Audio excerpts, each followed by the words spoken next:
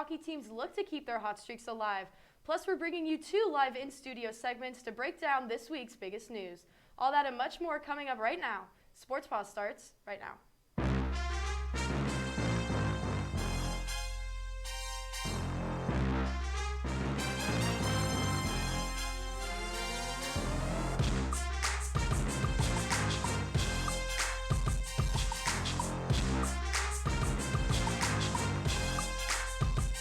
Good evening and welcome to Sports Paws. I'm Ryan Coop alongside Lo Yarnell. Lo, it's been a busy week for Quinnipiac sports and we've got a lot to cover tonight. That's right, Ryan. A lot of big games on the field and the ice, but basketball starts this week as well. We will preview those season openers, but first, it's the final rounds of the women's soccer MAC tournament. The number 2 ranked Bobcats played the number 4 Siena Saints in Hamden on Thursday in a semifinal showdown. Let's roll the highlight. Bobcats look to get their revenge against Siena in Hamden in this MAC semifinal tournament after losing to them earlier in the regular season. And we will get things started here in the first half. Quinnipiac possession, but Selena Salas cannot hold on to the ball and gives it right to Siena's Emily McNeila. She sends a perfect shot to the upper hand corner to give Siena the early 1-0 lead. Now jumping right to the second half, it's Siena possession still. They get the corner and send the ball inside. However, Olivia Scott is not letting that in her house as she sends it away. And a couple of Quinnipiac attempts here. There's one, and we'll see another attempt saved there, and another attempt, just a few missed shots. But on this possession here, we'll see they get a ball in the net, only for it to be called back due to Salas being offsides in the play. And with 6 minutes left, 2 Siena's defenders collide with each other, but that does not stop the Bobcats as Kayla Mingachos finds a wide open Rebecca Cook who slides in and puts it away. We'll see shortly that the fans are loving it, and this one is all tied up 1-1, so we will head into overtime. And we'll start here with a flick from Gretchen Krohn, but Paige LeBurge will have a shot, but it is saved by the Saints keeper, Adams. Nothing after the first overtime, so we'll go into the second here. Quinnipiac possession as Olivia Kucherko gets around the Siena defenders. She will send a shot, but it is saved off of Adams' own rebound, and Cook almost got it there, but this one's going into penalty kicks. Darby D'Angelo gets it started for Siena, but Sofia Lospinoso comes up with a critical save, and that brings up Lauren Triglione to send the Bobcats to the MAC championship. Triglione's shot is blasted in the lower left corner of the net, and the Bobcats celebrate their first MAC championship berth since 2016, taking this one 5-3 in penalty kicks. And with that win against Siena, Quinnipiac was headed to the MAC championship where they took on the number 1 seed Monmouth Hawks on Sunday. Not a great track record for Quinnipiac against the Monmouth Hawks. Quinnipiac only has 7 wins against Monmouth since the 2 teams first met in 2000. Compared to the 24 losses. The last time the 2 teams met, Monmouth got the better of the Bobcats, beating them 2-1 in the regular season back on September 25th. Quinnipiac went into Sunday's game looking for payback after many years of losing to Monmouth and hoped to upset the number 1 seed. Let's take it to Championship Sunday. After an impressive season, the Bobcats fell short on Sunday in the MAC championship game. Monmouth dominated the Bobcats, winning 4-0. Quinnipiac had some good opportunities early on in the game, hitting the post twice, but Monmouth was able to capitalize off their scoring opportunities. This MAC championship win is the 5th in 6 years for the Monmouth Hawks. They will advance to the NCAA tournament and take on Penn State, while Quinnipiac finishes their season with a record of 13 wins, 5 losses, and 1 tie. With the tournament wrapping up on Sunday, let's take a look at the final 2021 MAC championship bracket. Last Thursday in the semifinal rounds, number 1 seed Monmouth beat Fairfield and number 2 seed Quinnipiac beat Siena in penalty kicks to head to the championship. The Bobcats traveled to New Jersey for the final game, but ultimately fell to Monmouth 4-0, and the Monmouth University Hawks claimed the MAC tournament championship, their 6th tournament title in program history. They finished with a 15-4-1 overall record heading into the NCAA women's soccer tournament for the 8th time in Hawks history. And after getting all the way to the MAC championship game, head coach Dave Clark and his squad have a lot to be proud of. But what were some standout moments? Let's take a look at this impressive season's top 3 plays. We will get things started with number 3 here, as Selena Salas boots a corner inside to Courtney Chokel, and Chokel finds the first-year up top Ella Gagna, who sends a rocket to the top right corner of the net. Quinnipiac beats Canisius 3-0. Play number 2 here, a huge cross from Salas to Gretchen Krohn with a diving header. And we'll take another look at this, but this one in the final minutes of the MAC quarterfinals, and QU beat Marist 1-0. Play number 1 now, but I'm told this is actually 2 plays. We saw it earlier, we'll see it again. And as we get a setup here, but the sliding Rebecca Cook nets this one to take this game into overtime. And then moments later, we have Lauren Triglione's penalty shot that sends the Bobcats to the MAC championship for the first time in 5 years. And now from the pitch to the ice, Quinnipiac women's soccer wasn't the only ones making the news this past month. Number 5 ranked Quinnipiac men's hockey is off to a hot start, and part of that hot start is credited to the impressive play of assistant captain Zach Metza. Metza's play has been so impressive, it earned him ECAC Player of the Month for the month of October. So far this season, Metza has 2 goals, 6 assists, and 8 points. Metza registered a point in each game in the month of October. Quinnipiac men's ice hockey beat reporter Aiden Barrett has more on the impressive start for number 23. Quinnipiac men's ice hockey senior Zach Metza is one of the most talented offensive defensemen in the nation. The Wisconsin native can do it all, whether it's 5-on-5 or quarterbacking the power play. A season ago, Metza led all college hockey defensemen in points with 26 and power play assists and points with 11 and 14, respectively. What makes Metza so successful is his quick decision-making and deceptiveness with the puck when showing one thing and doing another. He uses his elite edge work to open up passing lanes and open up players to get the puck to. Metza is a very strong and shifty skater, making it easier for him to weave his way through and put himself in prime scoring chances or attract attention to get his teammates in those high-quality opportunities. I'd say like Jared Spurgeon in Minnesota. He's just super steady, like makes simple plays, good offensively, really solid defensively. And then Torrey Krug. Those are kind of the 2 guys that I've always looked up to and tried to model my game after. Now playing alongside the likes of Griffin Mendel, Jaden Lee, and Nick Boken, Metza's game should continue to open up. He already has 7 points on the early season and will look to help the Bobcats finally get back to the Frozen Four, a feat they haven't accomplished since 2016. On Friday, Metza and the men's ice hockey team traveled down to New Haven for the Battle of Whitney Ave as they took on the Yale Bulldogs at home. And in the first ECAC game of the season, the Bobcats take down Yale 3-0, marking the 7th straight win over the Bulldogs. It was all Quinnipiac on the offense. They outshot Yale 37-12 with Jaden Lee, Ethan DeJong, and TJ Friedman tallying 1 goal apiece.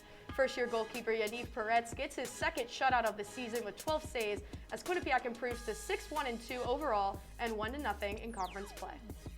After taking down Yale in the Battle of Whitney Ave, Quinnipiac would look to keep up the wins against the Ivy League as they travel to Providence, Rhode Island to take on Brown. The Bobcats traveled to Providence, Rhode Island for another ECAC battle, this time against the Brown Bears. Quinnipiac looking to build on a 2-game winning streak. Can they remain undefeated in conference play? Let's find out. To the first period we go, and the Bobcats jumped out of the gate with relentless offense, but goalie Mathea Karen was more than good. He turned away 17 shots in the first period alone to keep this game scoreless as the Bobcats kept on getting denied. And as you see here, it is tied 0-0 at the end of the first. To the second we go. The Bobcats on the PK down 2 men, and this shot from Justin Jalen just rings off the pipe. Yaniv Peretz is able to make the recovery. And let's take another look at this one. Just look how close this was. Inches from Brown taking the lead, but it was nothing but iron. We're still tied at 0, headed into the 3rd period of action. The Bobcats on the power play now, and Nick Boken finds the feed from Zach Metza for a huge snipe. He finally breaks the ice and gives the Bobcats a 1-0 lead on the man advantage, and that would be enough for the win. That's now 2 straight shutouts for the Bobcats. They hold on to blank the Bears 1-0.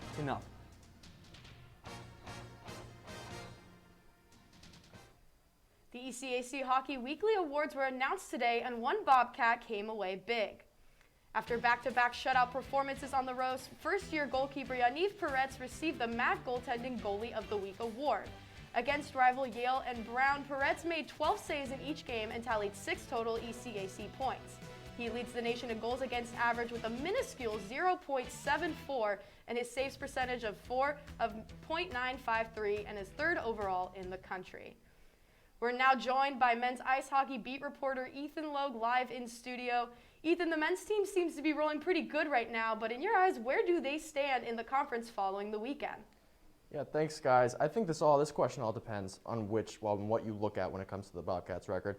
If you go and look at the official ECAC Hockey Conference standings, they sit fourth, but I don't think that really tells the full story, as most teams, this is a really early on in the season, so they don't really have a large sample size of games played. If you look at the coaches' preseason poll for the ECAC Hockey Conference this year, I think that really tells a true story. The coaches had the Bobcats ranked first, and I still think they're the team to beat in the conference. They're coming off a weekend in which, like you just saw, they had 2 shutouts, and they beat 2 ECAC rivals, which is obviously very impressive. And 4 of their first 10 games have been against top 20 teams, another impressive feat, and they went 2-1-1 in those games, which may not stand out, but it's a winning record against some quality opponents. They played 2 defensive games, like I said, and if this trend continues, they could easily find themselves playing for a conference title in March. But we have to go back to that sample size. Yale and Brown, they've only played 3 games. So we may be jumping the gun a little bit, but overall, a strong start for the Bobcats. So far, so good. And now, Ethan, the Bobcats have a big matchup this week against West Coast powerhouse Arizona State. What are your expectations for this weekend series? Well, I think it's going to be a really interesting and intriguing weekend series in Hampden. The Bobcats haven't played Arizona State since the 2019-2020 season, and the Bobcats got swept in Arizona, losing both games of the weekend series. But that was 2 years ago, and as we know, in any collegiate sport, 2 years is a huge difference, especially in hockey. The Arizona State team right now, they sit at 6-4, which is above 500, but when you compare Quinnipiac's schedule to Arizona State's, there's a big difference.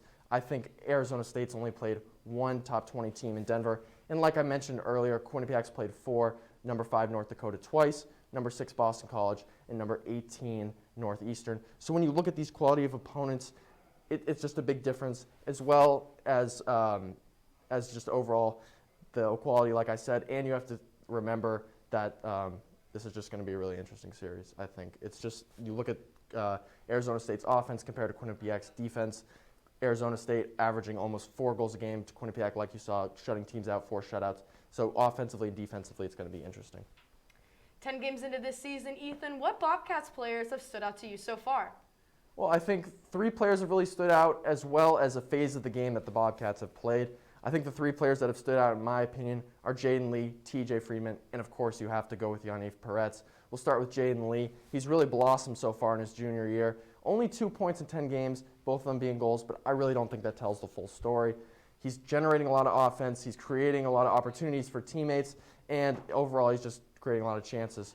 TJ Friedman, on the other hand, similar to Jaden Lee, not a high amount of points, 3 goals and assists in 10 games, but overall he's doing the dirty work, 4th line center, and doing well on the forecheck. And of course you got to go with Yaniv Peretz, who's really stood out. Obviously today he was named ECAC Goalie of the Week, which is an impressive feat. 2 shutouts against 2 ECAC rival opponents. And finally, I want to shout out the defensive play for the Bobcats. 4 shutouts in 10 games. They've only allowed more than 2 goals once, which was against the 5th-ranked North Dakota Fighting Hawks last month. So you just look at this asset, the assets the Bobcats have. They have 7 defensive players that can play really well, and overall this is just a really well-rounded Bobcats team. Ethan, thank you for that segment. We always love having some ice hockey knowledge here, but the updated men's ice hockey USCHO poll was released this afternoon, and Quinnipiac has made some moves. St. Cloud maintains the #1 overall spot, but Quinnipiac has broken into the top 5 rankings. Michigan, Minnesota State, and Minnesota Duluth take 2, 3, and 4 before the Bobcats with a 7, 1, and 2 record. This bumps Quinnipiac up 1 spot from last week as Minnesota drops to 6th. Rounding out the top 10 are North Dakota, Massachusetts, Western Michigan, and Harvard. Besides the unbeaten Harvard, the Bobcats are the only team in the top 10 with 1 loss. Switching to women's ice hockey, they've been on an undefeated stretch now well into their season. The Bobcats welcome the Union College Dutch women into People's United Center for an EC-Macy matchup on Friday. And we'll see, despite the contrasting records, Union gave the Bobcats a fight, but Quinnipiac still comes out on top on this one. The Bobcats win 2-1 thanks to goals from Taylor House and Olivia Mobley. They get off 39 shots compared to Union 19. The Union had a lot of saves, but still Quinnipiac comes up on top of this one. And now Quinnipiac continued their weekend play as they traveled to RPI. Actually, they hosted RPI to take on number 8 ranked Bobcats. Let's take the highlight. And as we see here, Olivia Mobley is coming off a game-winning goal against Union. Let's see if she gets on the scoreboard in today's game against RPI. To the first period we go. And RPI's Isaiah Taylor-Walters finds herself in a breakaway chance, but Corinne Schroeder says not today. We're tied at 0. Later in the first, following the save from Nina Steigoff's shot, Taylor House is given an easy rebound where she doesn't miss. QU takes the 1-0 lead. And now to the second period we go, and it is RPI on the attack once again. This time it's Mara Wagner with the shot, but Schroeder makes an easy save to keep Quinnipiac up 1-0. The Bobcats enter the power play, but Engineers goalie Amanda Rapato comes up to keep her team in the game. Quinnipiac still up 1-0.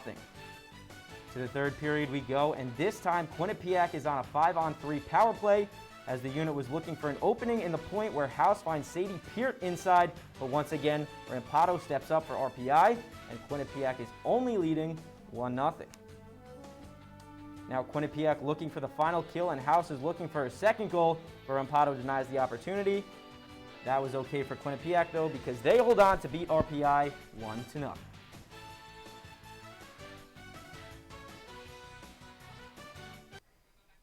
After adding 2 more wins to their season, let's take a look at where Quinnipiac stands in the updated Women's Hockey USCHO poll. And coming in at number 1 is Wisconsin here, followed by Ohio State, Minnesota, Northeastern, Colgate, Minnesota Duluth, and Boston College. But there is Quinnipiac in the 8th spot. Their Bobcats record of 10-0-2 is the only other unbeaten record besides the number 1 Wisconsin in the top 10. We have to take a short break, but don't go anywhere. We've got men's and women's basketball previews as both teams get ready to start their seasons this week. Plus updated volleyball standings and top men's soccer moments. All that and much more right after the break.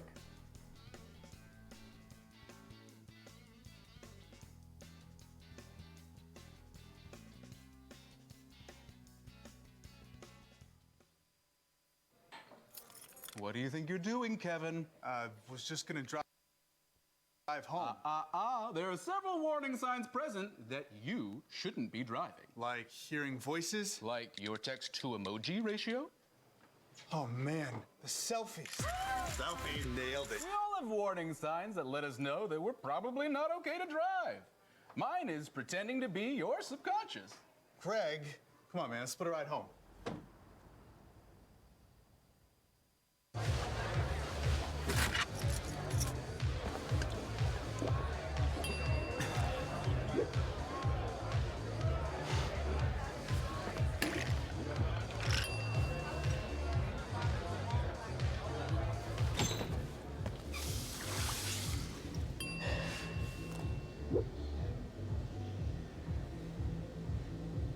If you need to do something to feel okay to drive, you're not okay to drive. Don't drive buzzed. Multiple studies have shown that marijuana can slow both driver reaction and response time, which can be really dangerous. It's here. It's here. Wait. What? I can't drive. Why? My. Oh.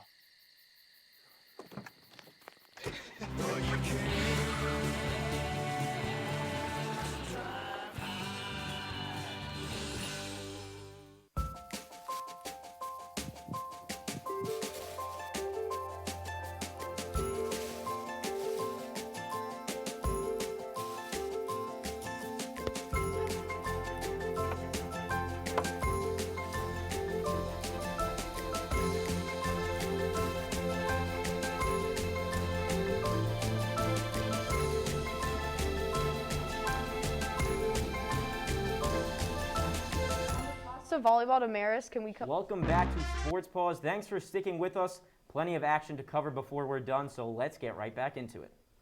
Quinnipiac men's soccer took on St. Peter's with their season on the line. A win or a tie would send the Bobcats to the postseason, but anything short of that would have them missing the postseason after making it to the MAC championship the year before.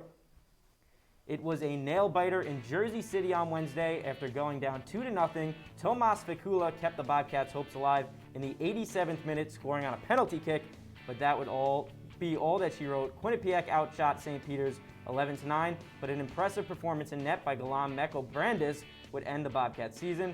Quinnipiac finished the season with a 9-8 record after going 7-2 just a few months prior in the 2020 COVID season.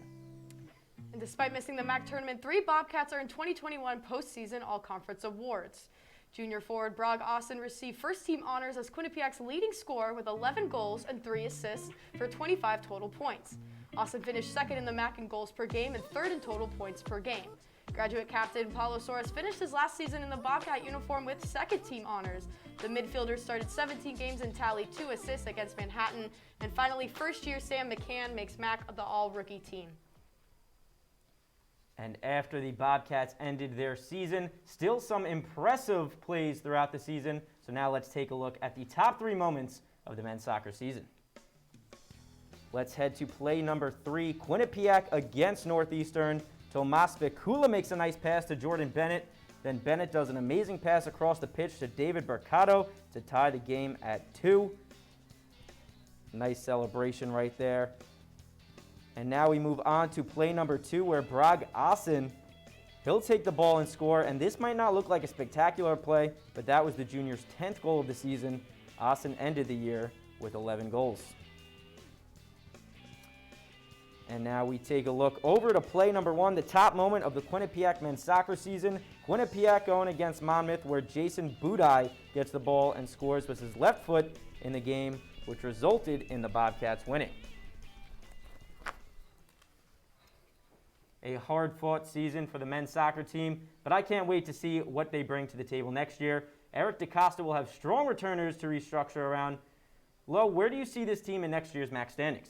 You know, I think the men's soccer team had a great season, a lot of opportunities there for them. Just came up just short, but I think next year coming back with some returners, they'll have a great time. But we need to take things straight into women's basketball. We got a lot coming in there, and we'll take a look at the women's basketball top 25 poll. The women's basketball team currently sits at a pretty good spot right now. They are going in the top 10.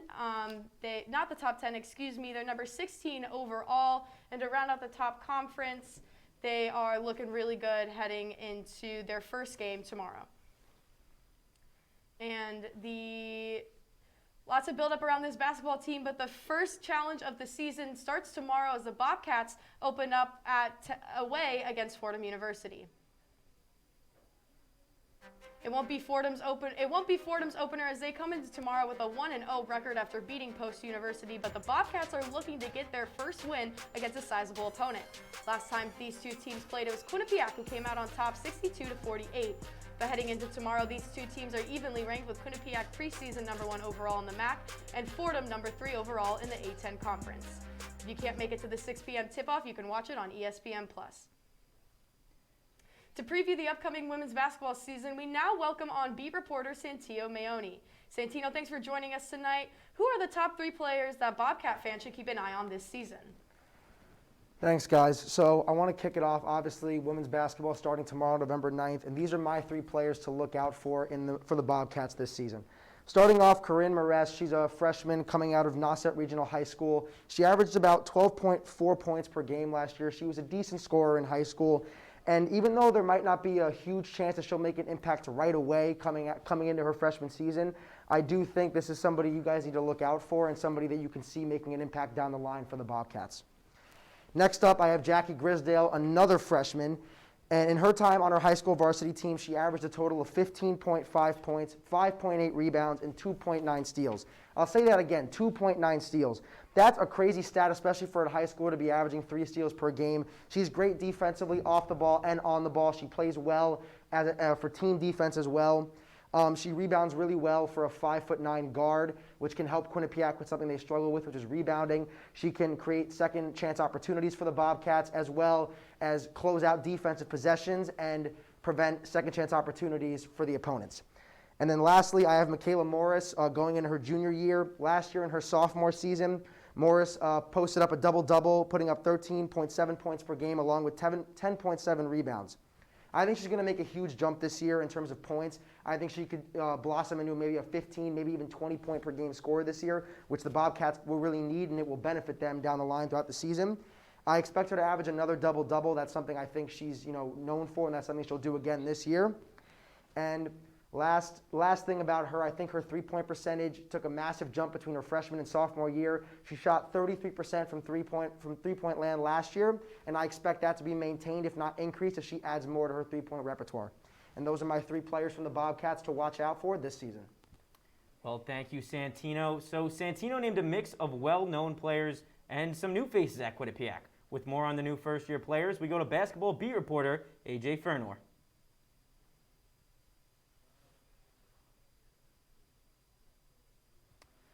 Well, we're going to continue. Quinnipiac men's basketball will tip off their season tomorrow as they travel to 21-ranked Maryland. Maryland has already had one game this season where they absolutely destroyed Fayetteville State, 89-40. Quinnipiac will hope Kevin Marfo's return to the Bobcats lineup brings them better luck as they try to pull off the upset in College Park. All right, we have to take another commercial break, but after this, we talk about an NHL player who is also a Quinnipiac alumni. He got the chance to live out his dream on this past weekend. Stay tuned. We'll be right back.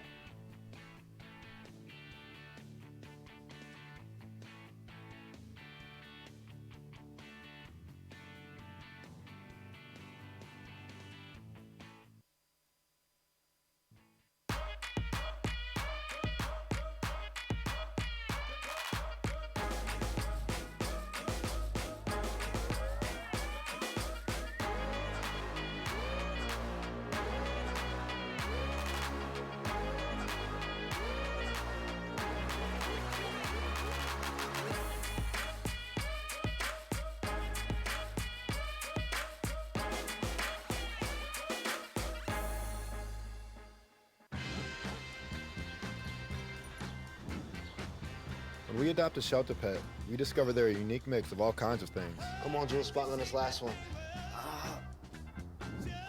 There it is.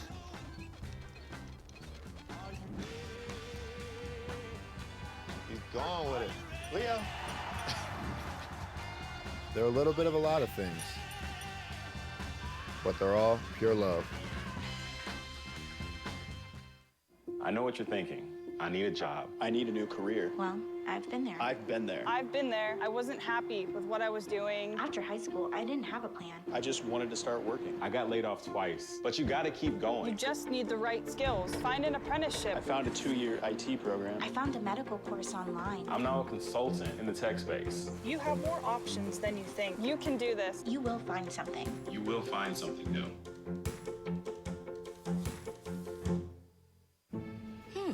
Maybe you can make retirement happen. After all, you made home ownership happen. Homeschooling yourself on loans, beefing up your credit score. So I'm pre-approved. You were like, yes! Sorry. Color coding listings, ticking boxes, and flushing every toilet in a 20-mile radius. Home sweet home. You aced house hunting. Now get the tips you need to get on track at aceyourretirement.org. Welcome back to Sports Paws, and before we start our top 5 plays of the night, we want to give a special shout out to Quinnipiac alumni and former ice hockey captain Chase Prisky, who made his NHL debut this past weekend. Prisky grew up a Panthers fan and got the chance to live out his dream suiting up for the Panthers this past weekend. So congratulations to him. But it is that time of the night, everybody's favorite top 5 plays. I'll take the evens. Flo, you take the odds? Sounds good to me, Coop. Let's take a look at it. All right, starting off with number 5, we're sticking with volleyball here on this special senior day. Nicole Legg does an amazing ace that Sienna could not get on that one. And now headed over to play number 4, sticking with volleyball. It was Legg again with a great kill. She finished with 12 in that game. Quinnipiac would go on to win 3-1 sets. Play number 3 here, we're switching it to the ice. For women's ice hockey, Taylor House finds the puck and scores in the top right of the net. Quinnipiac wins that one 1-0. And now to play number 2, the ball goes flying in the air. Ball still going in the air, and junior Kayla Megachos completes an amazing pass to find a sliding Rebecca Cook to tie the game at 1. And now it's time for the top play of the week.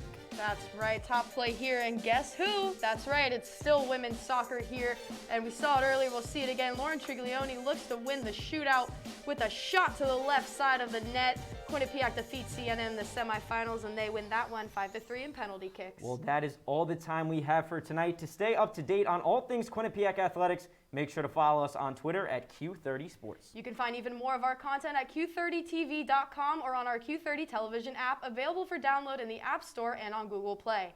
I'm Lo Yarnell, and for Ryan Coop and everyone on the production team and behind the scenes, we thank you for watching this episode of Sports Paws. Have a great rest of your Monday night.